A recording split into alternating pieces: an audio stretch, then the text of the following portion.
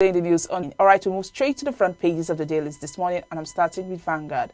Vanguard is with man, LCCI to federal government, rising debt threatening economy.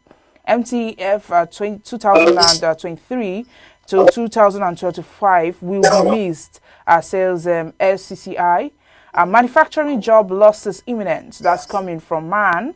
Mounting foreign debt may be difficult to service. That's coming from Andori. Also, bleeding economy may result in recession. That's Kofi saying that. You can see that story on page 5 of Vanguard newspaper. We have a photo story here showing the Chief of Defense Staff, General Lucky Rabo, Governor Ifeanyi Okowa of Delta State, Chief Timothy Silva, Minister of State, Petroleum Resources and Group Managing Director, NNPC, Melekiari, shortly after a courtesy call on the governor in Government House, Asaba, yesterday. And on page 8, we have OPEC, Nigeria not meeting oil production quota, federal government cries out. And on page 9, video of pirates confraternity mocking Tinubu distasteful. That's according to Shoyinka. Also on page 13, we have Benue to apply for AK-47, AK-49 rifle licenses for BSCVG. That's according to Governor Ortom. Also, scores troops strikes ISWAP in Burma, killed as a military airpound PHT hideout. And that you can see that on page 6. Oh, let me take that again. It says scores killed as troops, military airstrikes, pound PHT ISWAP hideouts in Burma forest.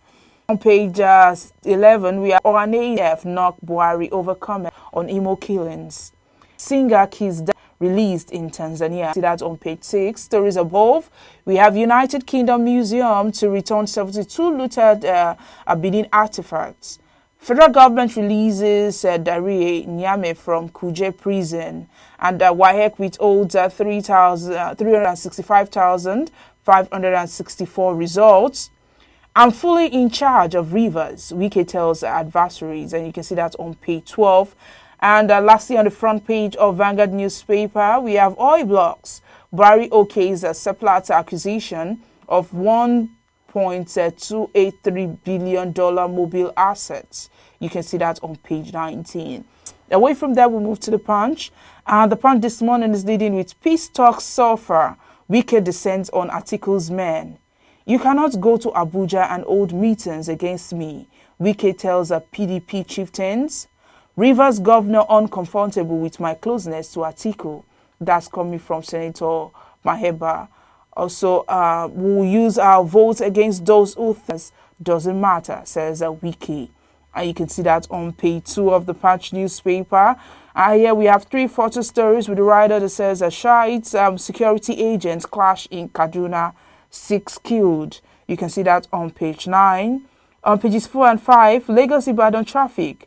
Hoodlums create tunnel, extort desperate motorists. Ondo Amoteku intercept 168 invaders hiding under cows. You can see that on page 6. And stories above, we have Nigeria, 3 others, top World Bank debtors list. You can see that on page 20. And lastly, on the front page of the Punch newspaper, we have agri budget eats 874 billion naira. Food imports go up 7.81 trillion naira. And you can see that on page 19. Away from there, we'll move to The Guardian. The Guardian is leading with Wike Atiku camps a return to trenches. PDP postpones a NEC, that's National Caucus meeting over Atiku's absence. Fear of IU's removal. Postponement not because of Atiku. He prepared for the meeting, aide insists. We will use our vote against those that say that river don't matter. Wike sobs Atiku. Sowolu, Wike has sent strong message by inviting me to Rivers. Wike in talks to work for Tinubu's election, says Rivers APC. And you can see that story on page 6. On page 7, we have IPOB accuses Ebubeagu of harassment and depopulation of Igbo youths. Anglican Church urges trust between Wike and Amechi. Also, military kills 8 bandits in Plateau. You can see the stories on pages 8 and 9 of the Guardian newspaper. stories above, we have how public officials leak classified document in $9.6 billion court case to paid. And lastly, on the front page of The Guardian, we have again Ohanaeze Afenifere blasts Buhari over insecurity. You can see that on page 3. Away from there, we'll move to The Nation. The Nation is leading with Yoruba elders to Tinubu, your victory in 2023 certain. Southwest APC unfold reconciliation plan. Ruling party candidates will be different, says Keyamo. And you can see that on page 4. And we have 3 photo stories with the writer that says some suspect is accepted by operations of the Ondo State Security Network Agency, Amotekun, in Akure yesterday. They were said to be on their way from Kano. And the second one says charms and amulets recovered from them. And some of the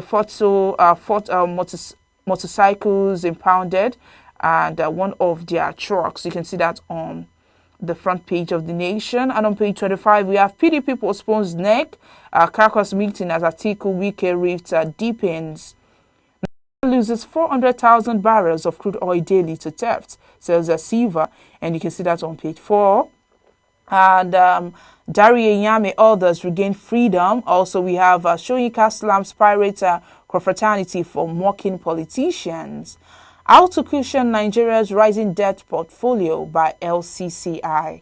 And lastly, on the front page of The Nation newspaper, we have 2022 WAEC, we told 305,564 results, and you can see that on page 25 of The Nation newspaper. And that's all we have on the front pages of the dailies. Join us after the break.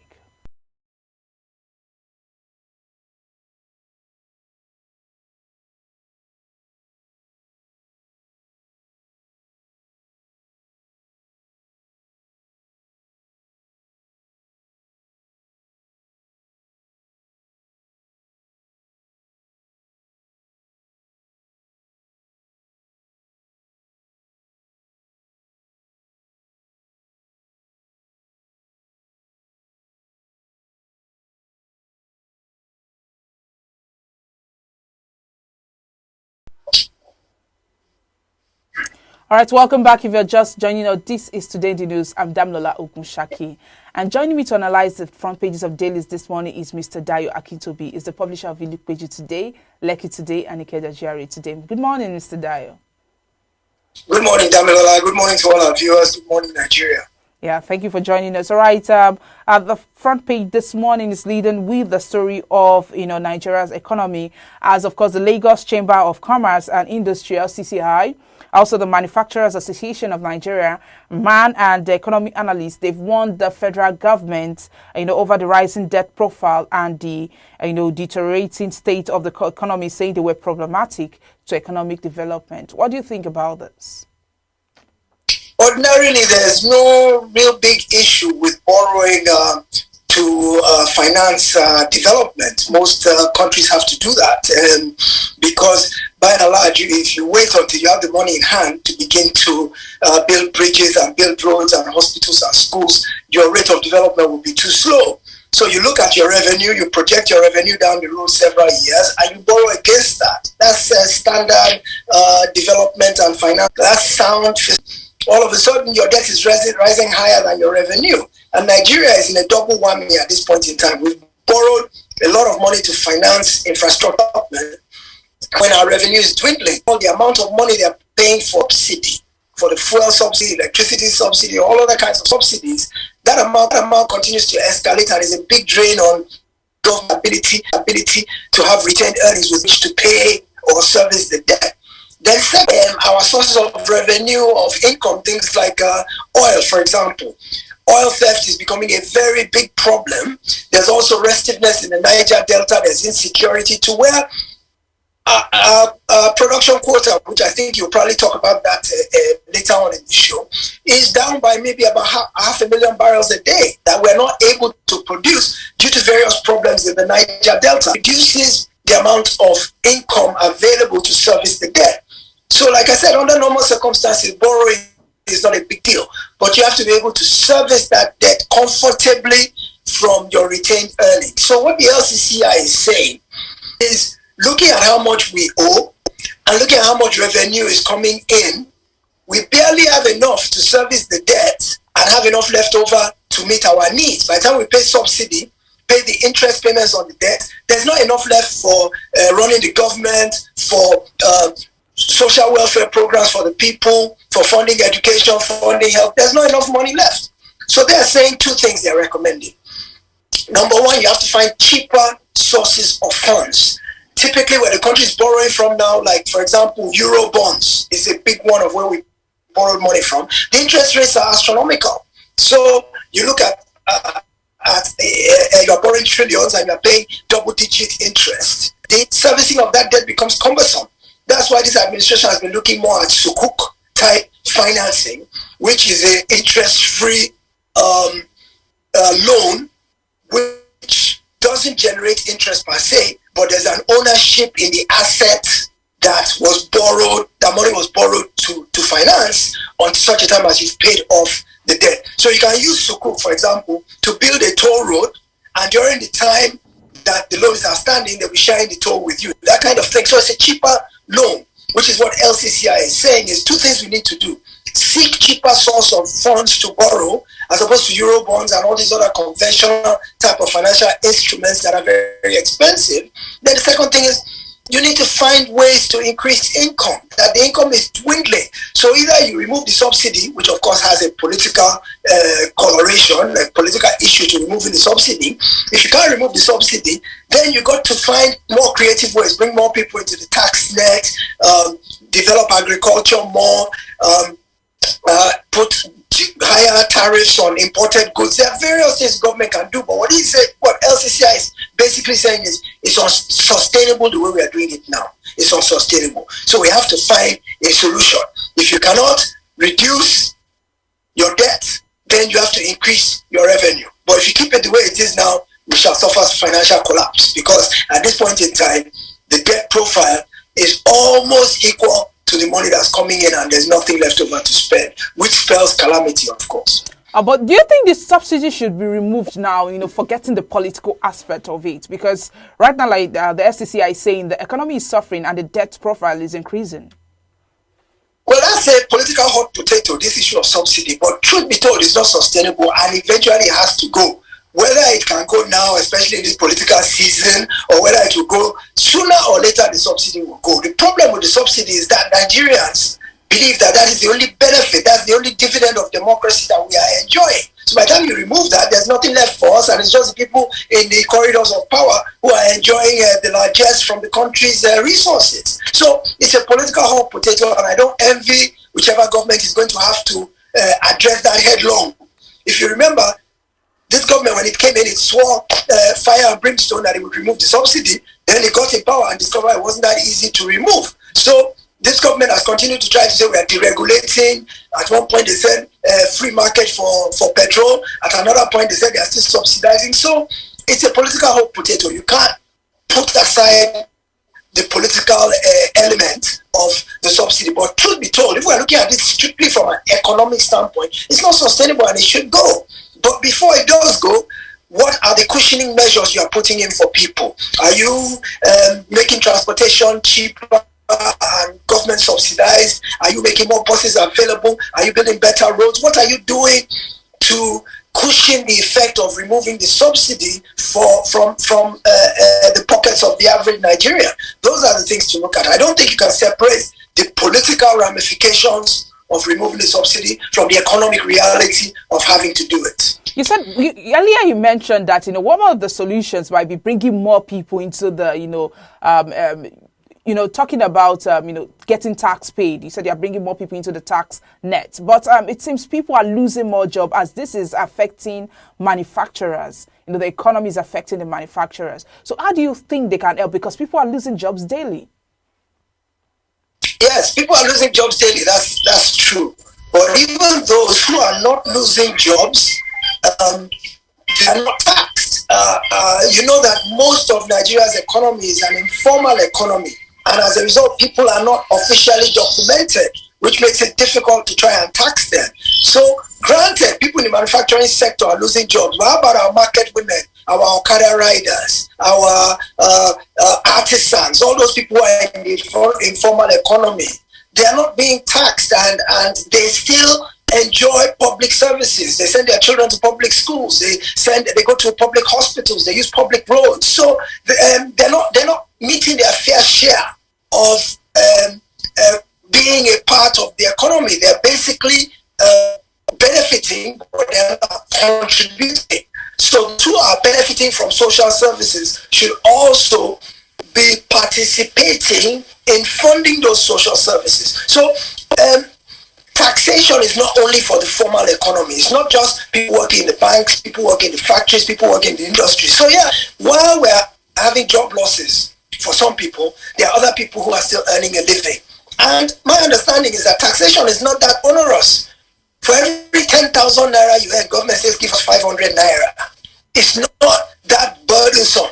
And that 500 naira, what it will buy for you in terms of school, your children's school, your health, your roads, your police, all those social goods, if you were to go and buy them individually on your own, instead of that 500 naira it will cost you 2,000 or 3,000 naira if you were going to buy it yourself. So why not just pay 500 naira? Let's pool everybody's 500 naira, and then we can all enjoy the same services from the government. The problem is, Nigerians believe if they give government that 500 naira, 400 naira of it will go into private pockets. 100 naira of it is not adequate to give us anything. The 100 naira will go to paying civil servants wages. It won't come back to giving us the services. So Nigeria said, we don't trust you, politicians. I would rather take a risk and go and treat myself at home instead of going to government hospital, or get lesson teacher for my children than send them to government school and end up paying a little bit more privately, where I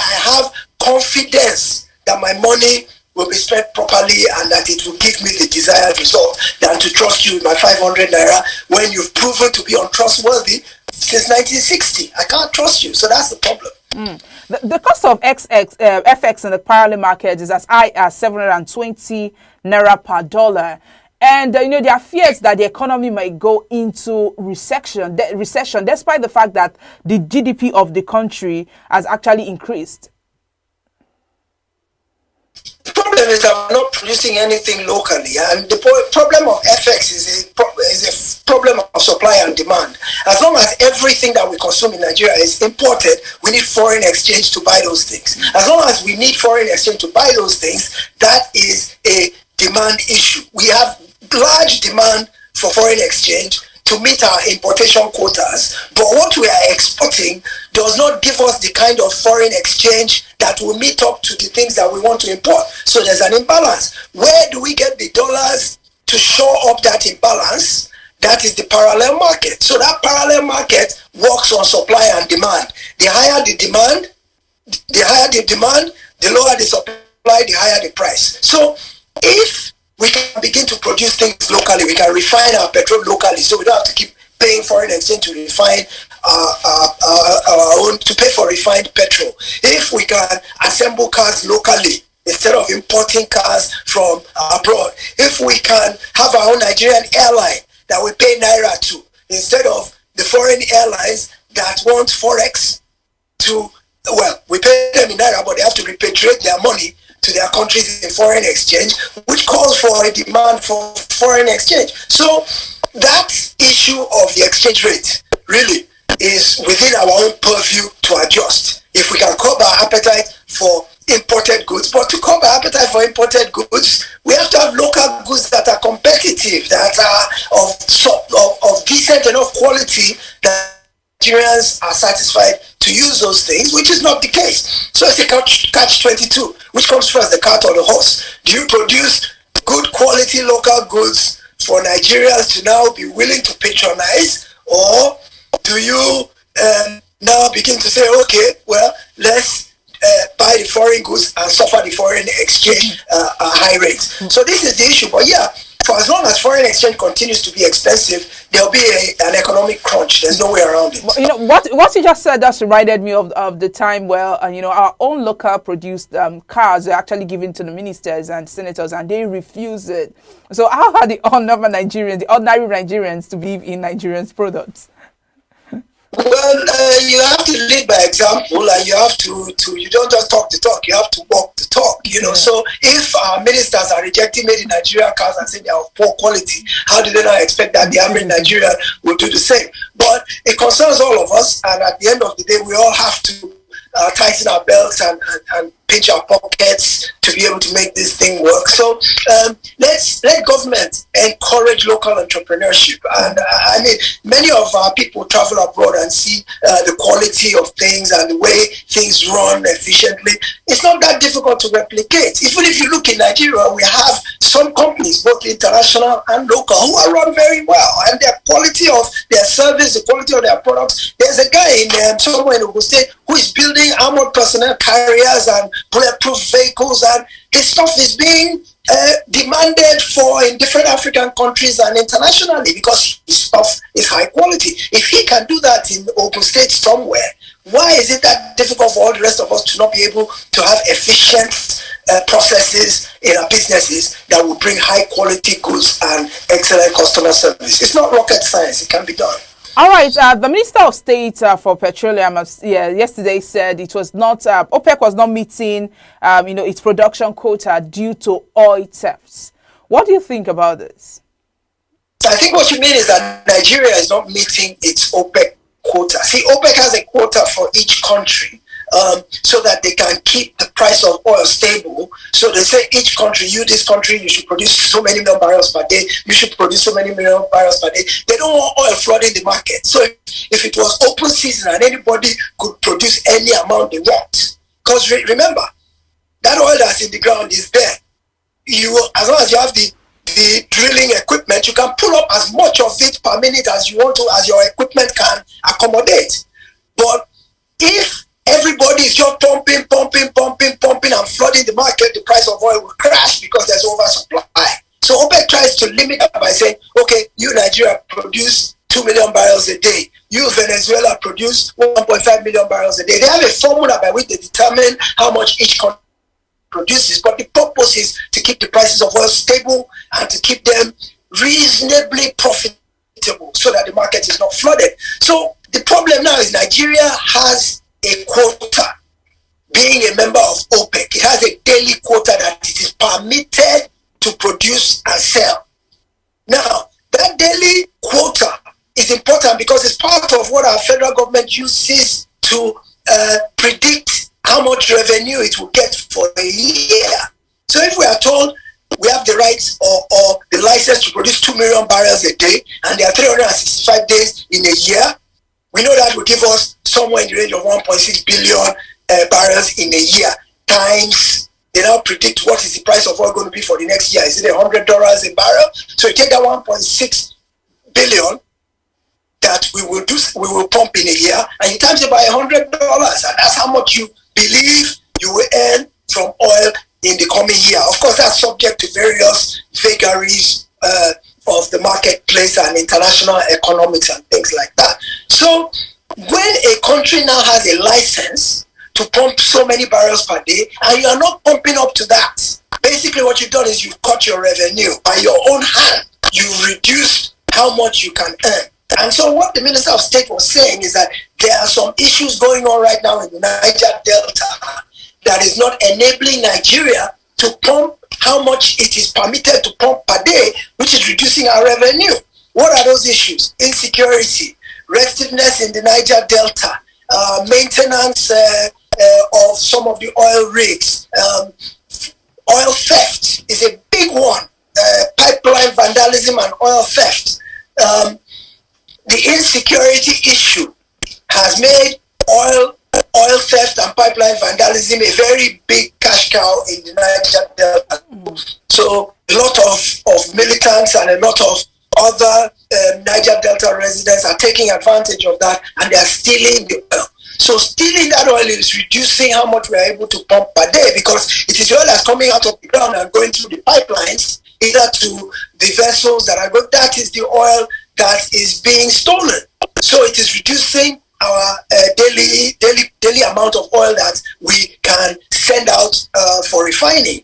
So it's a big problem, and what the Minister of State is saying is that we have to address the issue because it's affecting everything about government's ability to fund infrastructure, because once that production quota is not met, our revenue has dropped. So whether it's an issue of doubling down on insecurity, whether it is revisiting the amnesty with the militants to discuss with them what it would take, and they have security contracts that they've given to many of the ex-militants who are supposed to be guarding the pipelines. What happened to those contracts? Why is pipeline vandalism so rife? Why is it so rampant? And what is government doing to address it? So these are the problems. That is why pipeline vandalism, that's why we are not meeting our quota. And those are the things that need to be looked into. All right, let's quickly look at this one. Of course, you talked about insecurity, and IPOB and Ohanaeze, they've knocked President Muhammadu Buhari over his comment on the alleged killing of 8 Nigerians and security agents in Owerri. And what there, I guess, is what the president said. He said community and religious leaders to speak. He told them that community and religious leaders to speak more forcefully against the killings, and they should stand up and defend the ethos of the nation's culture and religious heritage. And of course, what IPOB Ohanaeze is saying that the president shouldn't talk like this, because it's not just such killings were not peculiar to just the southeast. Now, what do you think about the president's statement and the reaction of IPOB and Ohanaeze? My first question would be, how forcefully has the president himself spoken out about insecurity in the past? The president is notoriously reticent to speak out on issues, and for a long time we have all believed, or the country at large has believed, that part of the reason insecurity has escalated is because the president's body language seems to be nonchalance. He has never really embraced the notion of the fact that he needs to inspire confidence in the nation that he's on top of the insecurity issue. So when I hear him talking to the southeastern people and telling them that their community leaders, their religious leaders need to speak out more forcefully and try and use their roles in the community and in the religious centers to foster harmony among neighbors. I look at it and I say, yes, that is true, but the government has to take the lead in that. It is when the government is seen to be speaking forcefully and seen to be trying to put down insurrection and encourage a communal, harmonious coexistence, it is then that the community leaders and the religious leaders can follow the government's lead in terms of trying to also play a role. But if government is not doing its part, I don't see how community leaders and religious leaders can be effective. I don't even see how they can have the moral right to speak up against anything, because security, first and foremost, is the role of the government. That is government's primary role. Any government, its first role is to provide security of life and property to its citizens. So government must take the lead in that. Nothing wrong in them going into partnership with community leaders, religious leaders, educationists, youth leaders, all those guys. Nothing wrong going into partnership with all those people. It has to be a holistic approach. But government first has to be seen to be doing the right thing. And I'm sorry to say, this government has been a bit lackadaisical, at least in terms of assuring us, the populace, of the fact that they are committed to fighting insecurity and they're doing everything they can to keep it down. All right, let's end this morning on a lighter note with Mr. and Mrs. And the first person speaking this morning is Mrs. She says, people say you married me because of my father's wealth. Without this affluence, would you have married me? And Mr. replied, remember, dear, that you once told me that you only marry a man who is smart, sharp, ambitious, and with vision.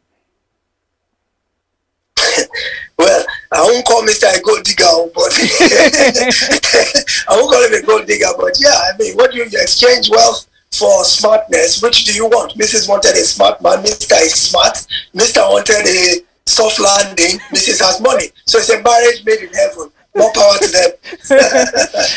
Thank you, Mr. Dayo Akitobi, for joining us this morning. Thank you, always a pleasure. Thank you. Yes. Good morning, Nigeria. Yes, and there's a publisher of Village Pages today, Lekki today, Keja GRA today, and it just analyzed some of the front pages of papers with us. Now, to get more of our top stories, you can follow us on all the social media platforms showing on your screen: Facebook, Instagram, Twitter, TikTok. Our WhatsApp number is also displayed on your screen. And you can go to our website, www.vanguardngra.com, to get more of our top stories and things going on in Nigeria and across the world. I'm Damilola Ogunshakin. It's bye.